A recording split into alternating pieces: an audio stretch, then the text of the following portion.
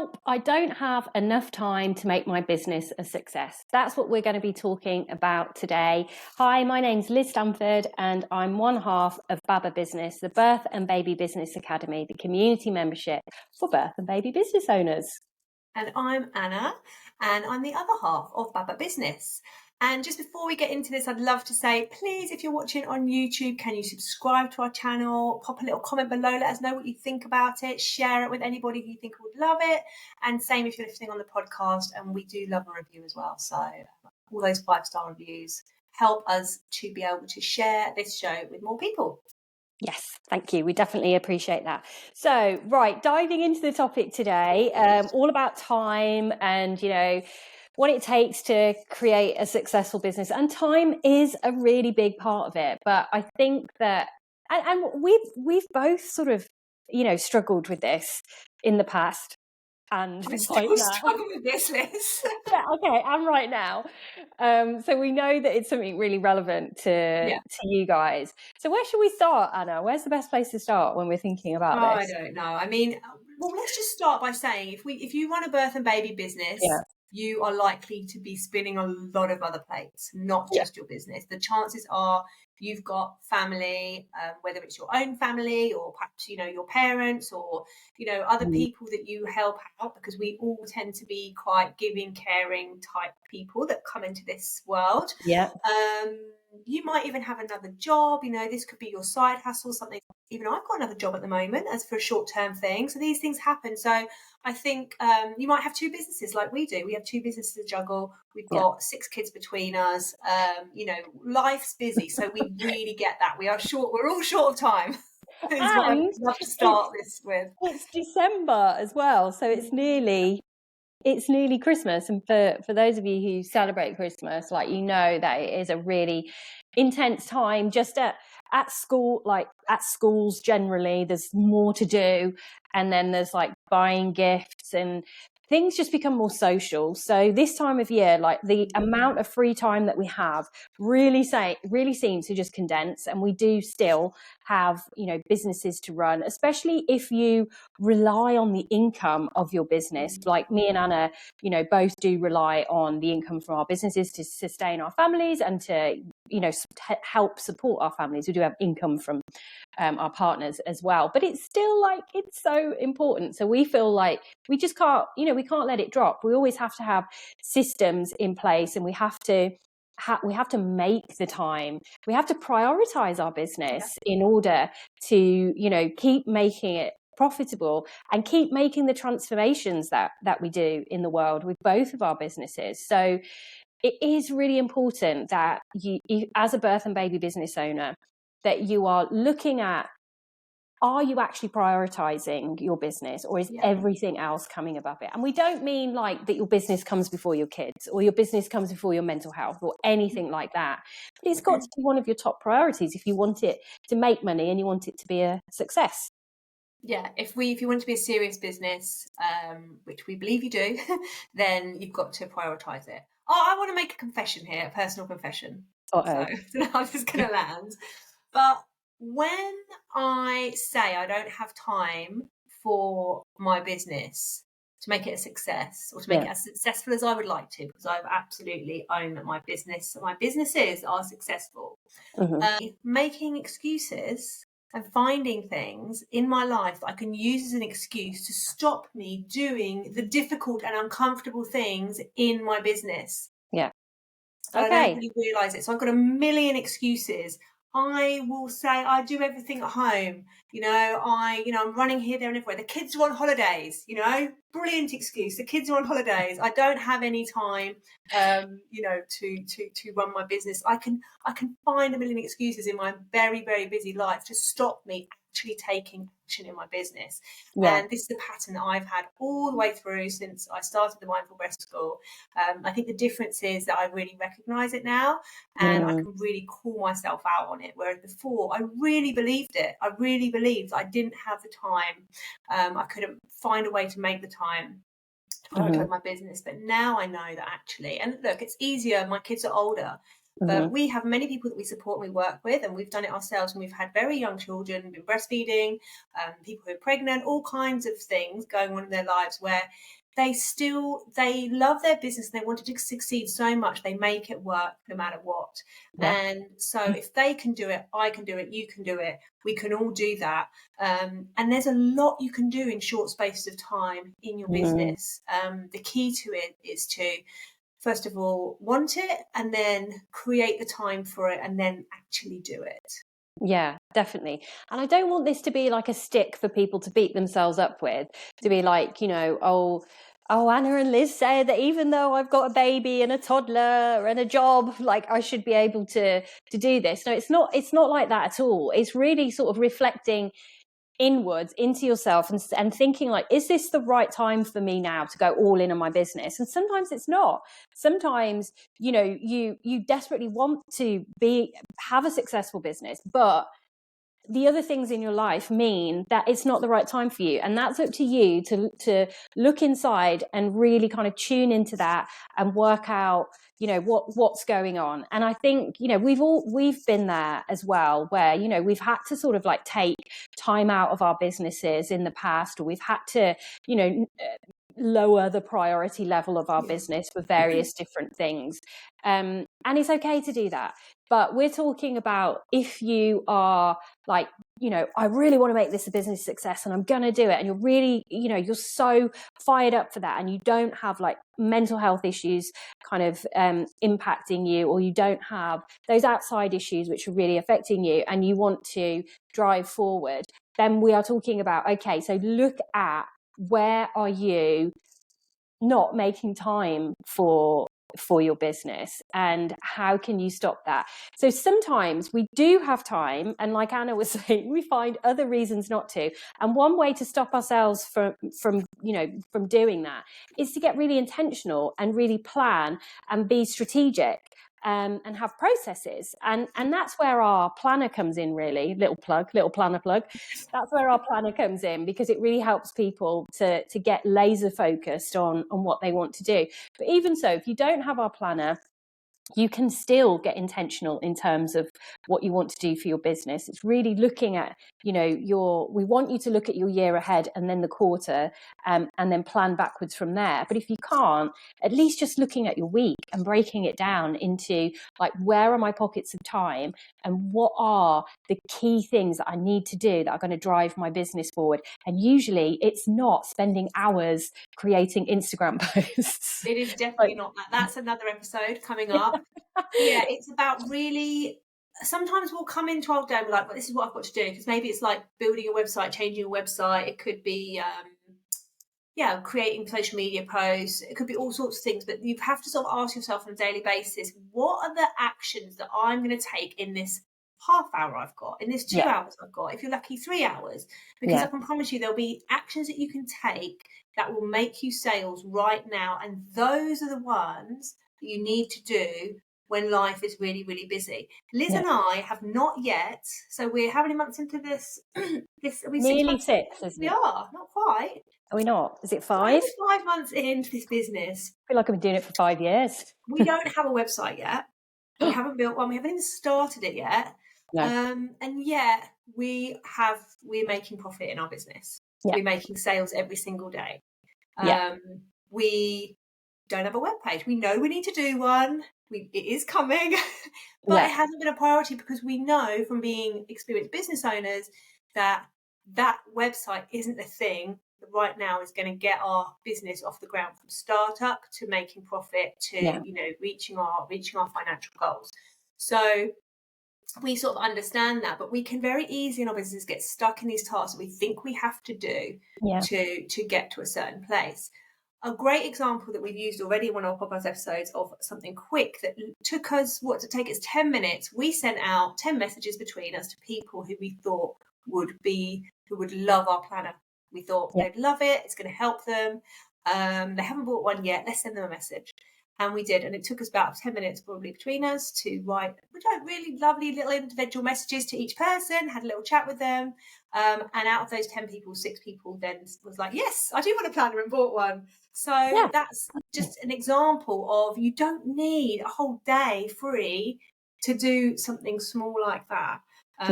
It also only takes 5 minutes to pop live on Instagram, or to reach out to a local business who you think, oh, we'd be a great collaboration, or I'd really like to see if we could get in front of each other's audiences. That is just a message. It's just that sometimes these tasks that feel a little bit uncomfortable, like those personal outreach tasks, we can kind of build them up as something and then put them off, but actually they take very little time. So having that sort of just get on with it attitude is great for when you're short on time.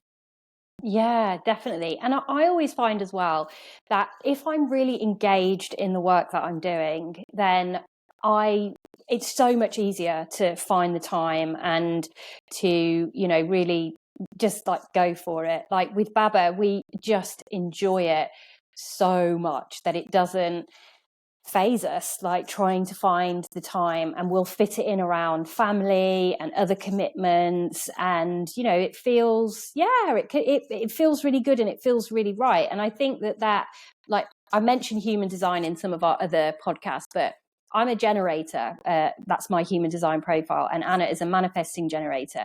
And so like we need to be really engaged in the work that we're doing in order to keep going and keep moving forward. So have a think about like what is your motivation when you're doing the work, when you're kind of running your business. Like do you feel good about it? Do you enjoy it? Do you like, what do you like, what don't you like? And really try to tune into that and see if there are some things that you could potentially not do, or you could delegate. Like a lot of people are afraid of delegation because it's a cost, but there are packages out there that you can get which are really low cost, and it might be a little bit of investment for quite a bit of return. So you could be somebody to help you with social media, or creating contracts and terms and conditions and things like that. In fact, BirthBiz VA, who we follow on Instagram, and who we're friends with, Becky, she's great at things like that. So you could connect with somebody like her to see if they could, she could support you in some way in your business. And there's lots of other businesses out there that do similar things as well. So that could potentially be something. Thinking about, is this actually what I want to do? Like, do I want to commit my time to this, or is there something else? Could that be holding me back from really spending the time on it? Is it fear that's stopping you from doing anything? Like Anna was sort of saying, sometimes we hold back from doing the things we don't want to do because we're a bit scared, it's a bit icky. Or is it that you don't know how to do things and you might need a little bit of support in terms of how-tos, or actually getting someone to do it for you? Or do you just need like a cheerleader, a gang, a community to just keep helping you move forward? Yeah, I agree. I think it's really important to know what your strengths are, and the key to our strengths in business are, like you said, the things that we enjoy, the things that we're drawn to, the things we like doing. And there are other things that need to be done. I mean, that's in a way, that's why our partnership works so well, is because you do not love doing graphics, do you? It's something that takes up a lot of your time if you have to do it. And I feel the same way about writing copy. Yeah. So between us, luckily, I love doing graphics. I'll sit and fiddle with graphics all day long. It really is my happy place. Yeah. So much so that I can actually get a bit lost in that sometimes in my business if I'm not careful. Yeah. And you love writing, and you find that a lot easier than me. So that works. But like Liz said, if you're not lucky enough to have a business partner who complements your skills, then definitely reach out and get some help around it, or go and do some learning about it. We tap into other business coaches all the time for ideas on how to do this easily. What are the tips? What are the quick, the shortcuts, I suppose, or the easiest way to do things? Like, what's the software that can help you? How did they do this, rather than going around in circles, trying to figure it out on your own. It's one of the things our membership is for. People can pop in and be like, how on earth do I do this? So from anything from kind of email marketing to creating a freebie to recording their online course, you really need to, what makes it quicker is to reach out and get support with that. And so that you're not spending, because what can happen is you can sort of spend ages trying to figure something out, and then you just end up getting so depressed with it. I found that a little bit with my app, and I just don't even want to talk about it. It was so hard, and I would never do it in the way that I did it again. And I really spent many months doing that, when actually what I should have been doing was spending time on, marketing and selling my courses, which I was doing a bit of, but not enough. Looking back on that time, to be honest, but I was so committed to the app. I promised it was going to get out there. I had a budget around it, so I was working within this budget. So, but looking back on it, I definitely should have done that differently. So I think it's a question of really, utilising other people, but really asking yourself on every activity, is this an activity that is going to help my business to grow? Yeah, definitely. And like being able to reflect as well, like look back at your week or fortnight or month and see like where was the time waste, where were the gaps. And I also really want to ensure that people are kind of taking care of themselves, that they're not just like parenting, working, and then working on the business, and then going to bed and getting up and doing it all again. Like making sure that you are taking care of yourself, prioritizing yourself is super, super important. Like we both got up this morning and, we had the privilege of both of us not doing any school runs this morning. And we did some yoga, so we started our morning feeling great. Like I can tell the difference. If I don't do yoga in the morning now, I can tell that my energy levels, my motivation levels are not the same. And I'm not suggesting that everybody does yoga, but I'm just saying like find the thing that really kind of sets you up. And maybe it's not a morning thing, maybe it's an evening thing, or middle of the day thing, something that is just for you, and see that as part of your business. Don't see it as separate or a nice to have, or being selfish or any of those things. It is part of being a business owner, and we should really start to normalize that. Yeah, it's so important. So one of the things we did with our event, which was our boot camp, the Serious Birth and Baby Business Boot Camp, is we had a scheduler. So we helped people, these busy people that joined us for this week, get a kind of week schedule and have a look at where they could fit in their activities, their business. And we started with, okay, what are your commitments? What are your family commitments? You have to, I don't know, pick the kids up from school. Every week you take your mother to her hospital appointment, whatever these things are that you can't change, that you have to do, you put those in first. Then before you put business tasks in, then you put in your self-care, and you promise yourself those actions of self-care, whatever it might be, weekly yoga, daily walks, some breath work, some journaling, whatever it is, schedule it in. And then you can work out the tasks that you've got for your business, and you can prioritize them, start with the most important ones, and put them into your weekly schedule. And that's the way, like Liz said, to make your business sustainable, but also to find time in your very busy week to prioritize your business as an important thing that's important to you.